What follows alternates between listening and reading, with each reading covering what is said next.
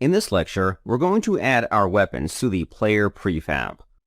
All characters in our game don't have a weapon. I think it's time that we start adding weapons. First things first, let's enter prefab edit mode for the player prefab. You can find this prefab in the characters folder. Next, in the hierarchy, search for a game object called arm right. In either arms, there's a game object called slot. This object can store weapons for the character. It'll position the weapon close to the character's hand. Let's add our weapons to this game object. As usual, I've supplied you with the weapons for this course. In the project, navigate to the Game Assets/Weapons folder. There are a few weapons available. Let's focus our attention on the player axe and player sword weapons. These models should be added to the slot object. After adding both weapons, you may need to adjust them with the Move tool. I'm going to adjust them until I think they look right.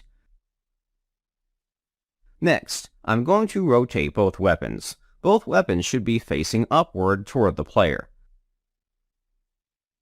Don't worry about being accurate. Get as close as you can to moving and rotating the game objects. Once you feel comfortable with the results, let's add tags to both weapons. The next lecture will cover switching between weapons. Switching weapons means selecting them from the scene. It'll be easier to select them with tags. For the axe object, we're going to add a new tag. From the inspector, enter the tags window. Add a new tag called axe. Next, apply this tag to the axe game object. After adding the tag for this weapon, we can add another tag to the sword. The name of the tag should be called sword. Let's quickly add it. Be sure to update the game object with the tag after adding it to the list of tags. Our weapons are ready. To test the position of the weapons, try playing the game.